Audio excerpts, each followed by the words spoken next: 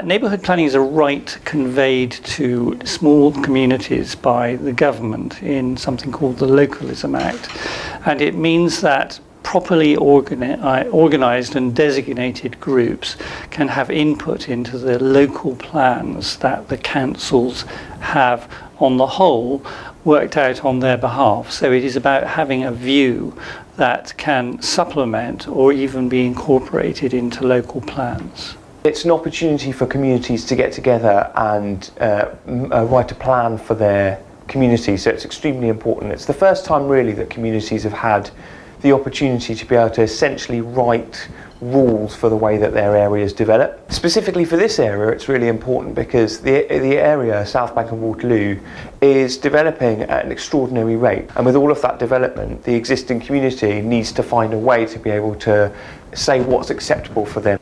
I think in many ways this area is extremely rare in London. So the impact that all these people have on the area is quite complex, and the stake that all these people have in the area in terms of the business people and the residents is quite complex. But it's also very important for businesses to have a stake in the neighbourhood plan as well. And there are a range of policies around 6 key themes.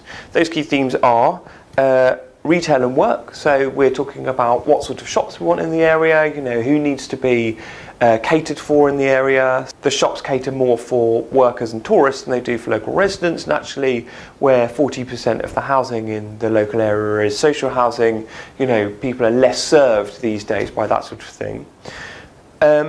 Housing is one of them, one of the key themes, so we're looking at how we can address the issue of affordable housing, particularly in central London area. We have addressed the issue of sort of development management, which is a slightly more difficult thing to explain, but it's around, you know, how tall buildings should be, sort of design elements around buildings, you know, the kinds of issues that we need to solve around the actual sort of development process itself, construction, that sort of thing.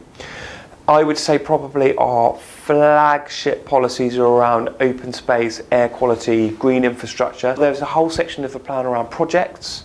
So wherever money comes from development, we want it to be spent on particular projects that local people are particularly interested in.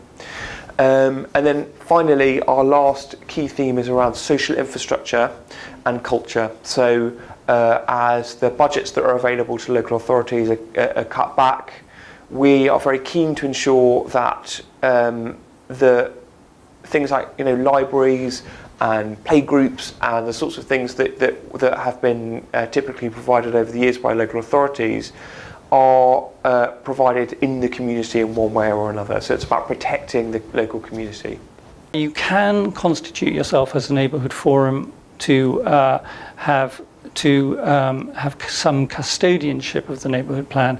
This is an area with quite a lot of organisations already, but they are slightly fragmentary, and what we have done is to bring together a coalition of interests, and I would hope that model would survive in a post-plan world, not just to enact some of the elements of the plan, but to move on in areas that we've started to open a dialogue with the local council and also between the businesses and the residents.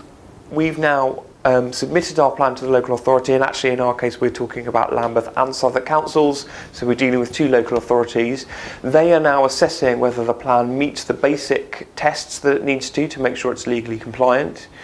We will then go through an independent examination with a sort of third party to make sure that that is all legally compliant, as I say. Then it goes to a referendum, so local people get to vote on whether or not the plan is something they want to support.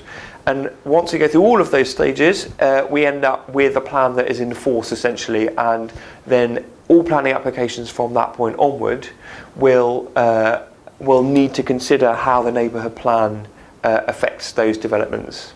I think Waterloo is fantastic from top to bottom. I love being by the river in the summer. I actually love being by the river on a bright winter's day when it's not so crowded. But I think also going down to the Cut, I was in the Cut last night having supper. is just, it's just like a sort of European cafe atmosphere on the cut. And Lower Marsh is this extraordinary enclave that's survived 400 yards from the centre of London.